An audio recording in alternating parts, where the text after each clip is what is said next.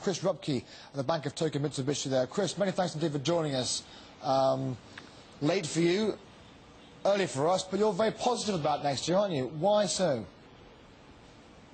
Well, as time goes on, you know, the economy is huge over here. It's 313 million people. It just doesn't stop and start on a dime.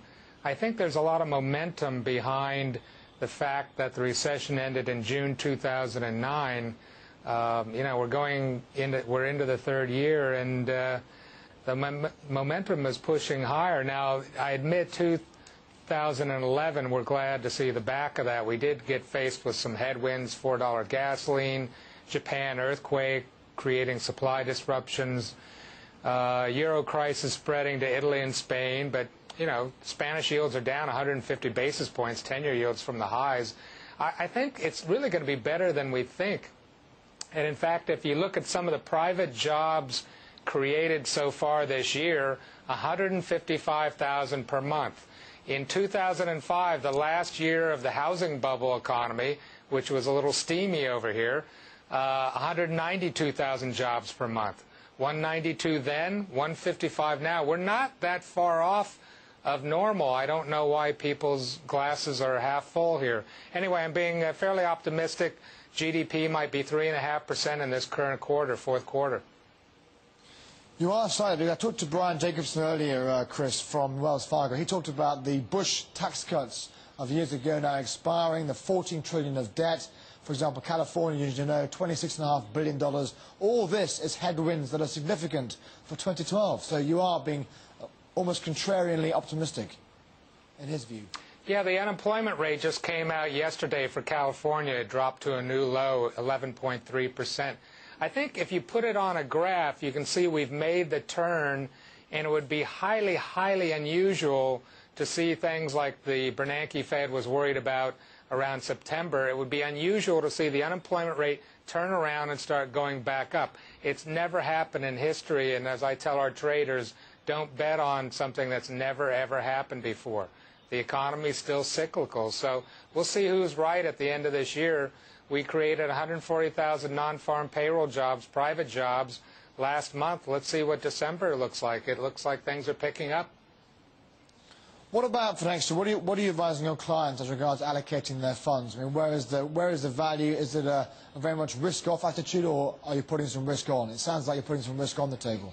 Yeah, that's kind of the interesting thing to me. How did we get down at this stage where a 5-year Treasury note yields under 1%?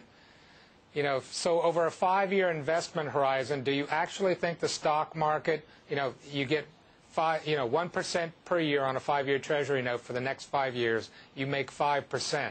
Is your option to go in 5-year Treasuries or go in the stock market? Do people really think that the stock market isn't going to be 5% higher 5 years from now? It just baffles me. It just shows you how shell-shocked investors are. But I think you're going to see these economic numbers pick up here.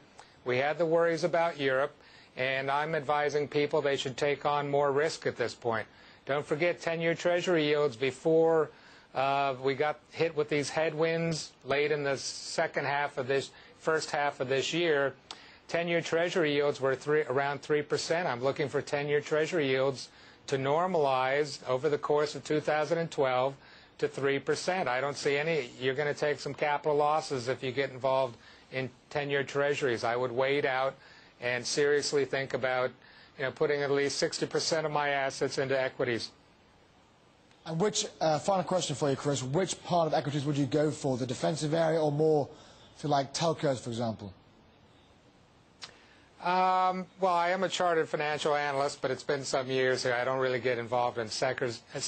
But, yeah, defensive stocks are okay. You know, actually, the economy is going to lift all the, it's a rising tide that's going to lift all the boats. But, you know, I would take a little bit of gamble on, you know, consumer type of product companies. Healthcare looks good to me. Even the financials have been battered so much. I mean, we've basically discounted every terrible thing that can happen to the financial sector here. Prices are at rock bottom levels. I think that area can only improve. I like what Jamie Dimon, the The head of J.P. Morgan said the other day that 10 years from now, the amount of investable funds that the baby boomers are going to have to buy and sell securities with is going to be enormous. I think these financial institutions, mine included, the Bank of Tokyo-Mitsubishi UFJ, tremendous opportunities there. Yeah. Chris, thanks so much indeed. Happy holidays to you. Thanks for joining us there. Chris Rupkey there from Bank of Tokyo-Mitsubishi.